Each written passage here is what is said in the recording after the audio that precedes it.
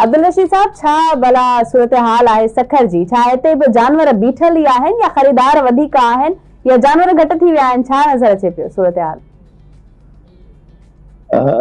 सभा बिल्कुल ही सखर जे अंदरि पहिरियों तव्हांखे मां मालपीड़ी जे हवाले से ॿुधायां जिते निसार अहमद सिद्दीकी टाउन आहे उते UC3 में ऐं हिते वॾी हिकिड़ी मालपीड़ी सजाई वई आहे।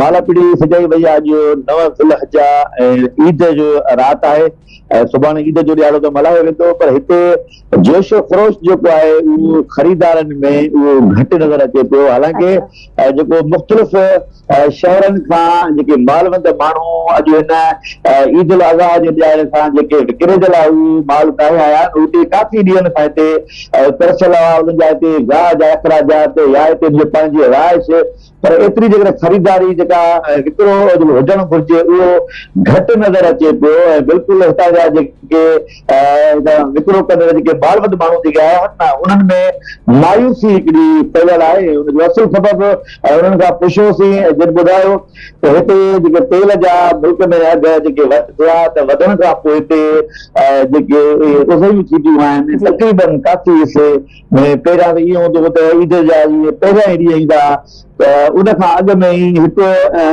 ॿिनि तरीक़नि सां हिन जी ख़रीदो फ़रोख़्त हुई त माण्हू हिकु अॻुवाट ई ॻोठनि में इलाइक़नि में पहुची वेंदा हुआ माल ख़रीद करण लाइ।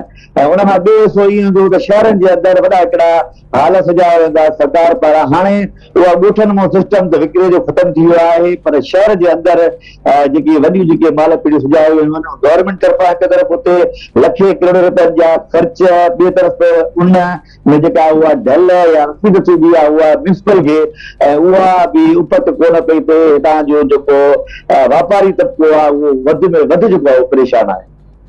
बिल्कुलु ठीकु आहे। अब्दुल रशीद साहब ॿुधाइजो त हे जेके ख़रीदार आहिनि उन्हनि जो छा मौक़िफ़ आहे? छा क़ुर्बानीअ जो जज़्बो घटि थी वियो आहे या क़ुर्बानी जानवर जा रेट ॿुधी करे सभिनी जा हां फाटी था पवनि?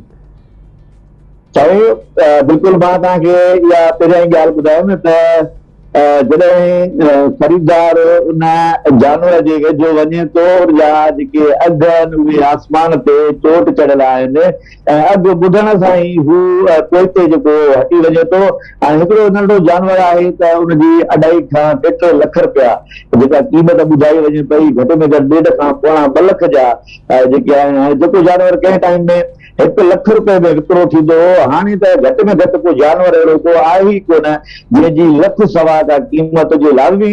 ऐं उन खां पोइ अहिड़ी सूरत हाल खां पोइ हितां जो जेको आम माण्हू आहे ऐं उहो तमामु घणो मायूस आहे। सिर्फ़ु माण्हू मायूस न आहे, पर मां तव्हांखे ॿुधायां त ख़रीदार जे मायूसात आहे, जेके विकिरो करण वारा ऐं उहो बि मायूस आहे। सबबु हिन जो इहो ई साॻी जेका उहा महांगाई आहे। ऐं सुभाणे ईद आहे, ईद जूं ख़ुशियूं आहिनि ऐं इहे उमेदूं खणी जेके अॼु हाणे उन कल्ह त मुंहिंजो हिकिड़ो पीढ़ी ते वञणु थियो ऐं हिकिड़ो ख़रीदार आहे उन नंढड़ा हिकिड़ा 2 ॿारड़ा गॾु हुया ऐं हुन खां मां जॾहिं मालूमात वरितमि त तव्हां ख़रीदारी करण आया आहियो त उहे वापसि वञनि पिया। उन नंढड़ी न्याणी जेको आहे मूंखे ॿुधायो त हम वापसि जा रहे हैं, उन उर्दू में ॻाल्हायो अबू तो जी जी हाँ तो अबू तो बकला लेने आए थे लेकिन इधर वो रेट इतने वो हम नहीं ले सके अभी वापस जा रहे हैं। सो हालात में ये बुधाएं त सिर्फ जो असुल जेका जड़ है ऐं जो सबब जेको आहे महंगाई आहे, महंगाई को कोई साॻी सूरत हाल इहा ई बीठी आहे।